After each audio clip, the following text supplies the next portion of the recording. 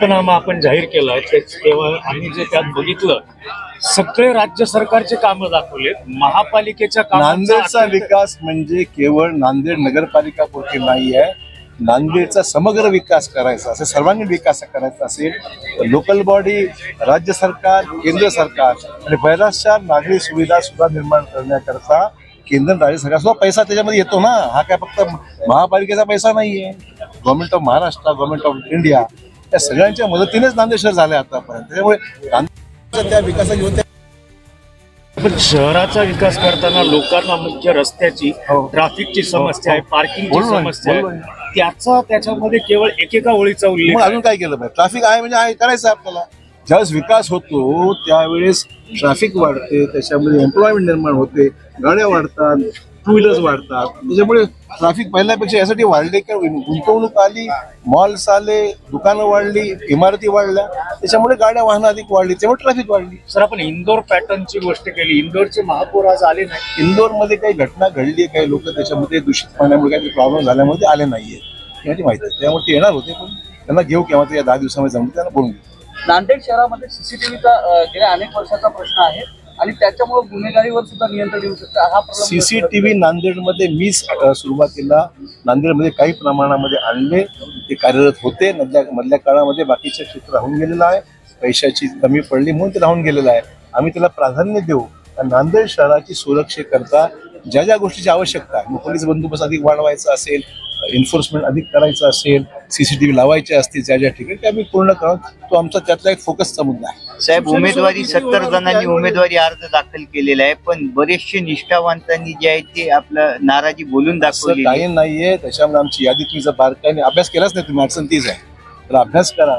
तुमच्या अभ्यासाच्या अगोदर मी सुद्धा थोडा अभ्यास केला आणि त्याच्यामध्ये आम्ही जे भाजपाचे निवडून येण्यासारखे उमेदवार आहेत त्यांना आम्ही उमेदवारी दिली. शेवटी निकष काय आहे? निवडून येण्यासारखं आहे. आणि त्यामुळे भाजपाचे जे उमेदवार जे पहिल्यांदाचपासून काम करत आहेत त्यांचा अंतर्भाव मोठ्या प्रमाणात आमच्या यादीमध्ये आहे, मी सिद्ध करू शकतो.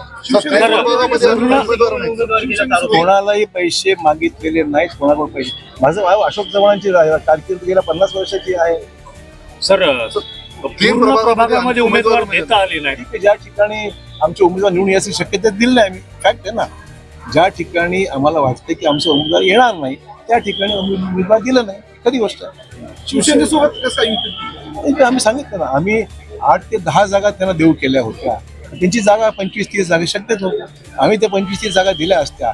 भाजपच्या कार्यकर्त्यांना कुठे ऍडजस्ट करायचा हा प्रश्न होता. साहेब, सुद्धा पाहायला मिळत आहे असेल ना, त्यांना तिकडे जागा मिळाल्या, देगलूरमध्ये त्यांना मिळाल्या, बिलोलीला मिळाली, धर्माबादला त्यांना मिळालं. त्याच्यामुळे त्यांच्या अपेक्षा वाढलेल्या आहे. तर आगामी काळात कोणाकोणाच्या सभा भाजपसाठी इथे होणार आहे? आता मुख्यमंत्र्यांची आज सभा 5 तारखेला नांदेडला नियोजित आहे. आता कन्फर्मेशन यायचं पण जवळपास निश्चित आहे 5 तारखेला. म्हणजे आता आजच ठरेल. आता विड्रॉल संपलं की मग बाकीची तारखा आम्ही घेऊ. विड्रॉल साठी खूप मेहनत करावी लागते. करावं लागेल ना निश्चित.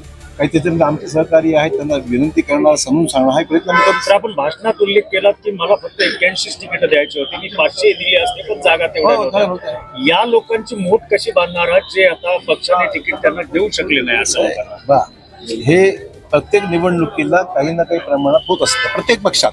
ज्यांच्याकडे उमेदवारच नाही त्यांना प्रश्न नव्हता, त्यांना आमचीच माणसं घ्यायची होती. त्यामुळे ज्या पक्षामध्ये खूप मागणी आहे, आजचा अर्थच असा आहे की राज्यामध्ये नगरपालिकेच्या निवडणुकीचे निकाल जे लागलेले आहेत ते भाजपला अनुकूल आहेत. देशामध्ये ज्या विविध राज्याचे निकाल लागले ते भाजपला अनुकूल आहेत. आणि त्यामुळे मागण्यांची संख्या लोकांना दिसतं की आता भाजपच येणार आहे आणि मागण्यांची संख्या त्याच्यामुळे प्रचंड प्रमाणात. महापालिकेत तुमची लढाई आहे कोणा पक्षासोबत? आमची लढाई जे आमच्या विरोधात ते सगळीच लढाई आहे. म्हणजे जे आमच्या विरोधात आहे त्याची लढाई आमची. प्रताप पाटलांचं किती मोठं आव्हान वाटतं राष्ट्रवादीचं आपल्याला? कोण प्रताप पाटील? माहित नाही कोण, कोणाची गोष्ट. अनेक प्रताप पाटील. हा बोला.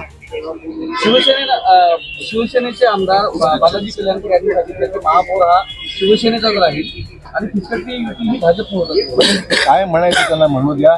मतदानानंतर स्पष्ट होईल की भाजपच नंबर 1चा पक्ष आहे. अशोक चव्हाणांना कुठला प्रभाग अवघड जाणार आहे? सर्वच चांगलं, सगळेच चांगलं.